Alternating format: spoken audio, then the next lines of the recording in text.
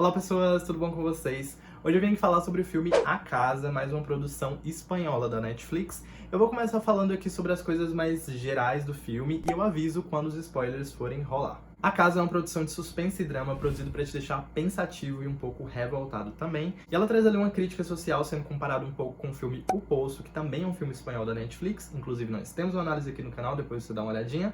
Mas eu diria que A Casa, diferente do Poço, ela traz uma crítica menos escancarada. Na verdade, esse filme lembra muito mais Parasita, porque a história gira em torno da casa e do status social que ela representa. Esse filme, que é dirigido pelos irmãos David e Alex Pastor, traz ali como personagem principal o Javier, que é um publicitário renomado, é um homem rico, e ele mora ali com a família dele numa casa muito luxuosa, num bairro provavelmente muito nobre da cidade. Porém, logo no início a gente viu o Javier sendo demitido, e aí ele começa a fazer que nem a gente, que é bater na porta do LinkedIn. E aí a gente vê mesmo o Javier indo atrás de emprego, batendo de porta em porta, fazendo entrevista, mas não está rolando pro Javier, não está rolando pra ninguém. E aí eles percebem que o estilo de vida que eles estão tendo ali não está dando muito certo, porque eles precisam pagar a casa, o condomínio, os funcionários, os boletos, né, porque o boleto chega pra todo mundo, inclusive pra gente rica. E aí eles decidem se mudar e ir pra um lugar mais barato. E é a partir daqui que toda a história fica um pouco mais creepy, um pouco mais complexa e interessante. Então a partir daqui nós vamos jogar uns spoilers.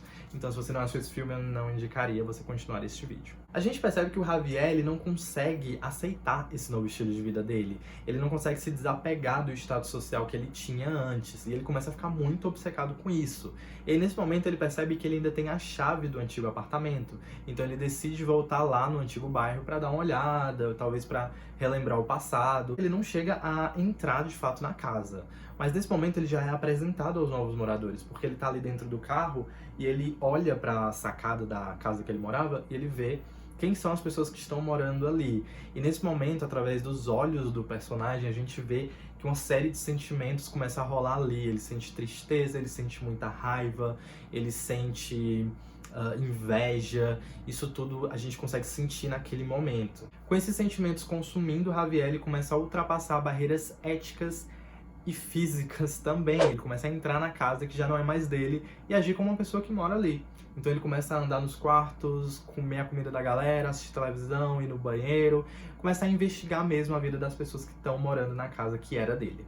Uma coisa que a gente vê muito no Javier é que ele tem a enorme necessidade de sentir que ele tá vivendo a vida dele do passado, mesmo que essa não seja mais a realidade, e que quando ele chegar em casa ele vai ter os mesmos problemas financeiros. Então aqui a gente já pode ir tirando uma crítica, que é exatamente como o consumo ele se torna uma ferramenta de status e como a posse de certos bens vira um símbolo de riqueza.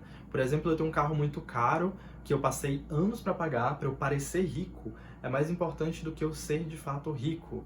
Parecer é mais importante do que ser. Nessa noia por status, o Javier ele decide dar início a um plano para retomar a vida dele de volta.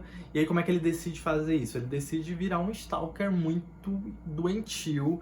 E aí ele meio que entra, ele entra sim na vida do casal, ele começa a ter acesso aos calendários deles, tipo, o que eles estão sempre fazendo, quais são os problemas que eles têm, e decide atrapalhar na relação ali do casal para tentar separar eles e ele poder ficar com a Lara. Então a gente tem um personagem totalmente doentio e o enredo se transforma nessa novela do SBT. Gente, isso é muito novela do SBT. O Javier ele passa a mostrar traços muito fortes de sociopatia, com uma personalidade extremamente manipuladora e desprezível. Tem uma cena que fica muito clara a perda total dos valores do personagem, que é quando ele cede à chantagem do jardineiro, que é um pedófilo completamente maluco, e entrega pra ele as roupas íntimas da filha do casal. O personagem principal desse filme ele é um ótimo exemplo de como o dinheiro ele não muda as pessoas. A posse de dinheiro ou a falta de dinheiro acaba só trazendo à tona aquilo que a pessoa sempre foi.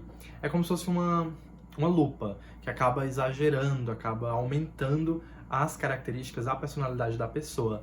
E ali no filme a gente tem o Javier, a falha de caráter do Javier sendo extremamente engrandecida devido aos problemas financeiros que ele tá vivendo ali. O Javier ele não tem nenhum tipo de empatia pelo próximo, então ele não tá nem aí pra esposa, nem pro filho, muito menos pro Tomás e pra família dele. Então ele acaba explorando mesmo os problemas que o Tomás tem com álcool, as fragilidades dessa nova família e consegue, no fim, executar o plano dele de tirar o Tomás ali da jogada e ficar no lugar dele, conseguir ficar com a Lara e, o mais importante de tudo pra ele, ter a vida que ele tinha antes, ter as riquezas que ele tinha antes. Falando aqui do ator que faz o Javier, que inclusive também se chama Javier, ele é muito bom, gente, ele se garante demais. porque ele consegue fazer a gente sentir muito ódio por ele, ter muito ranço de todas as coisas que ele tá fazendo ali no filme. Então, atuação impecável. E voltando aqui naquele ponto dos problemas da família do Tomás, parece que é pra mostrar pra gente que todo mundo tem problemas independente do padrão de vida que venha a ter. É aquela história da grama do vizinho ser mais verde. É mais verde até você olhar de perto, né? Porque todo mundo tem problemas, independente de onde você esteja. Isso fica muito claro naquela cena, em todas as cenas, na verdade, em que a gente vai entrando ali junto com o Javier na família deles, e a gente percebe que, na verdade, eles não são aquela família perfeita. E mesmo ali no fim do filme, quando a gente vê que o Javier ele conseguiu tudo que ele queria, ele tá com a Lara, ele conseguiu a vida dele de volta, a gente percebe que as coisas não podem terminar sempre perfeitas. Porque chega ali a esposa dele, a ex-esposa dele, dizendo pra ele que ela sabe de tudo que ele fez e que vai entregar ele pra polícia. Então, assim, não tem como as coisas serem perfeitas sempre. Sempre vão existir algumas pontas soltas, ou por que não dizer uma torneira vazando água. Aquela cena final que mostra ali aquela torneira pingando, exatamente como acontecia na casa mais simples dele, talvez seja pra lembrar que os problemas, eles sempre vão acompanhar a gente, independente pra onde a gente for. Então, assim, ter uma casa dos sonhos, ter muito dinheiro, ter o carro do ano, não resolvem questões internas. O nome do filme também traz um pouco dessa ideia. O título original se chama Hogar, que é exatamente lar. Aqui no Brasil a tradução ficou casa, então talvez tenha perdido um pouco da ideia, porque assim, o lar é exatamente aquele lugar onde você encontra tranquilidade, encontra paz de espírito, que não necessariamente está ligada a um espaço físico. Por exemplo, tem gente que mora numa mansão, tem a vida muito boa e acaba não achando que mora num lar. E às vezes você não tem tantas condições assim e é muito feliz com a vida que tem. A gente tem aqui mais uma vez a ideia de que questões internas e pessoais não se resolvem com bens materiais. É aquela história, sofrer em Paris é melhor, mas ainda é sofrer. Nossa, foi profundo. Enfim, esse foi mais um filmaço da Netflix. Inclusive, nós temos várias produções espanholas roubando a cena. Deixa aqui nos comentários se você gostou desse filme, se dá pra fazer alguma comparação com Poço, com Parasita. Se você gostou do vídeo, curta ele, se inscreve aqui no canal também. E até o próximo E Agora? Eu sempre esqueço de ligar esse negócio. Parece que eu não tenho pilha, mas eu tenho pilha.